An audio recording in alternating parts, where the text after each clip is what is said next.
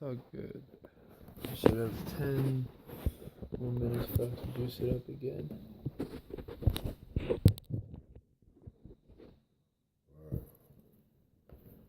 So the they were talking about the ciphers, and that was one of the most fun times. I almost forget about that.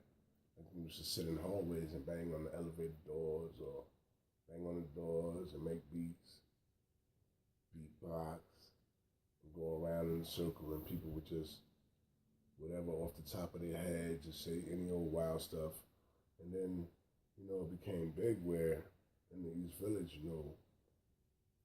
people would come together and like that's where I've met and seen like a lot of the bigger names that are out there, like Tribe Called Quest and Black Sheep and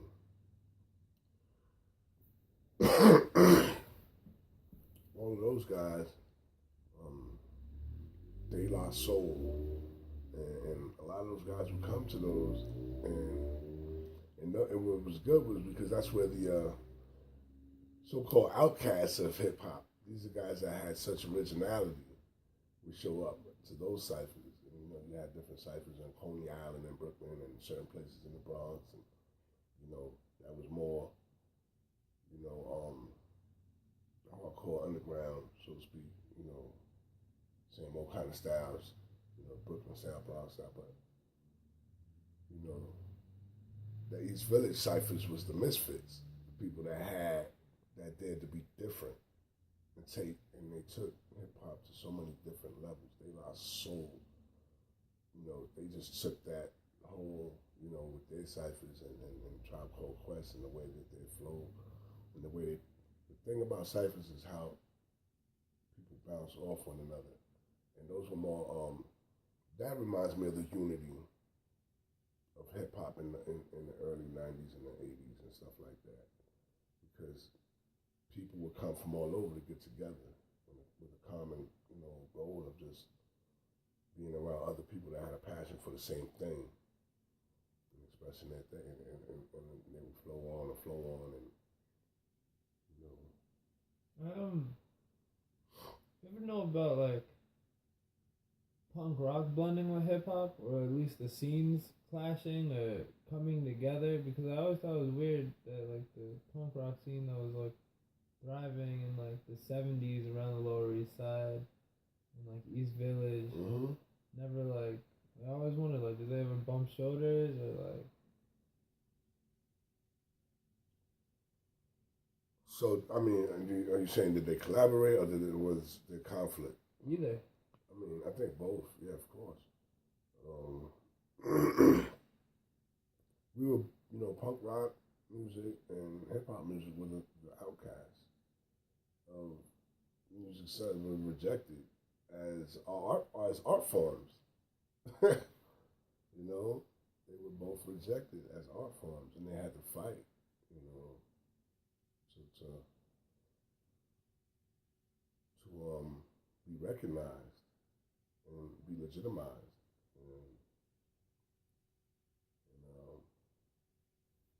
And then they both had the same kind of controversy surrounding them, that they excited and promoted violence and negativity. So they got shut down. They were censored just like hip hop was. So I think, a lot of the venues that played punk rock bands played hip hop, on certain nights. Any names you could think of? Any names of venues? Yeah. So, not off the top of my mind, there was this one place called the Garage on 4th Street and Avenue B. Mostly punk, but they did hip hop shows there. That's for one. But there was a lot of underground, like, scene where they shared the space and the venues, and sometimes even,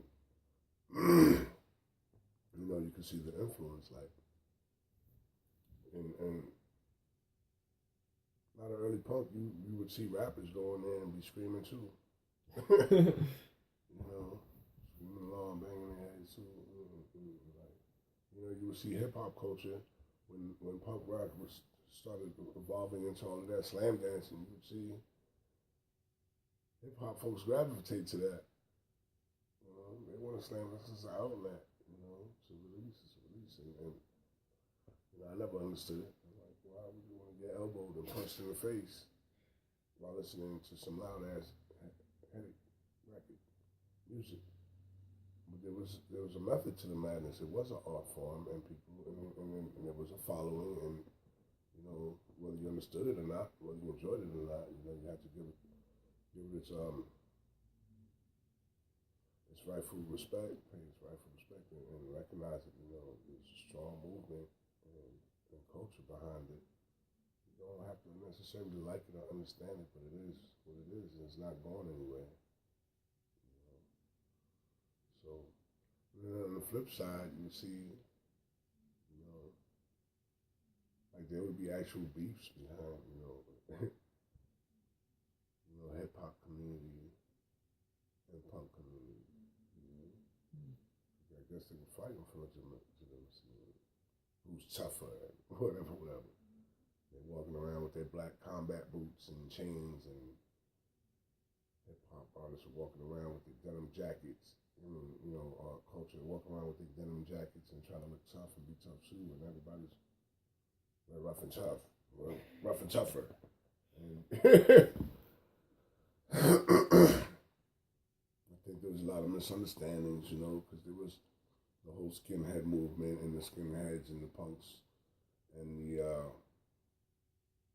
you know, that there you know, there was racism attached to the music, and I think they would try to imply that there was racism attached to hip hop as well, you know, because there was a lot of black pride to it, and in punk rock there was a lot of white pride, you know, in that culture. So, yeah. So of course there was some beefs, and you know. What was your initial reaction to Black Moon's entered the stage? Black Moon, oh man, huge fan, huge.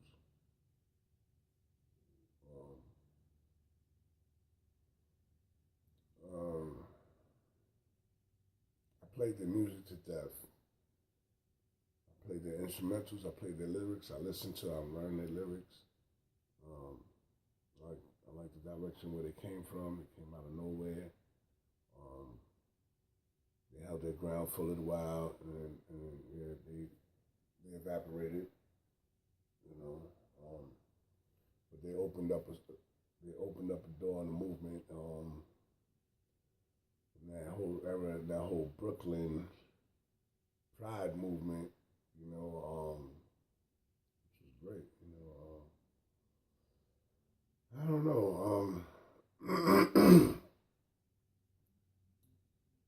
I always wish I had the opportunity to watch them perform. I heard they did some shows that I heard about that they didn't come off as well. I think there was a lot of sound issues, quality issues at the venues where they were at.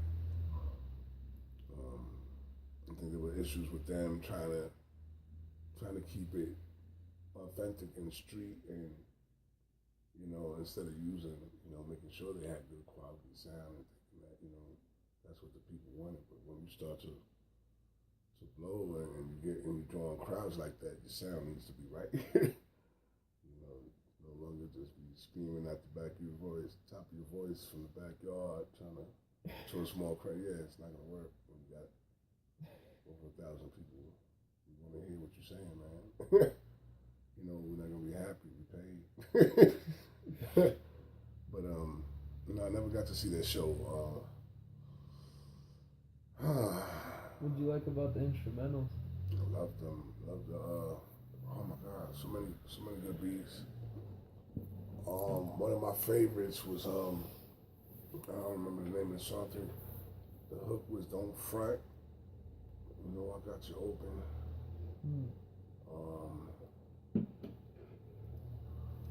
I remember Who Got the Props. I played that to death. That instrumental, freaking sweet instrumental, so melodic. To this day, you know, that's one of those songs we were talking about that takes you to that nostalgic place and you can reminisce of kind of just the beat is so smooth, you know, like one good summer in your life. Any other artists you would kind of view in the same movement musically, or just Brooklyn Pride wise is Black Moon? Yeah, give me a minute and I'll try to remember. But I think Special Ed. I think Brooklyn. I think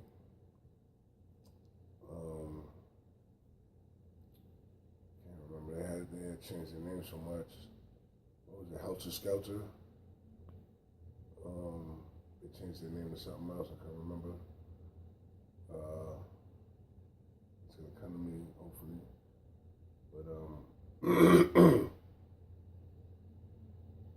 yeah. Let's see. Brooklyn. I don't know. Brand Nubians.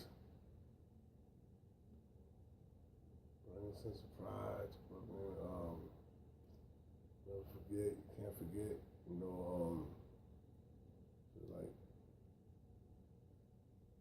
Milk D and MC Light. Milk is chillin'. Giz is chillin'. There's a bunch of different guys that came out of Brooklyn over the years that just, wow, like so much freaking talent coming out of here. They were just coming, just bum rushing. And they all represented hard.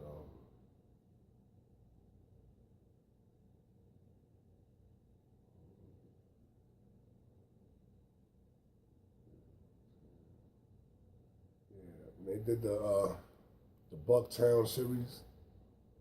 I can't remember. It was Helter Skelter, but they had changed their name. But Black Moons came out on some of those. Just like they would make names up, man. They called Brooklyn Medina. You know. They called it Bucktown. It had so many different names. Like this is. Where did Medina come from? Medina is like the Mecca, and I believe it's like the Mecca of was it Egypt or something? Cold Medina. It was a Public Enemy that started that.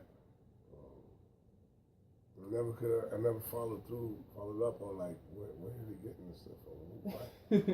Uptown. What the hell is that got to do with? Oh, okay, Uptown.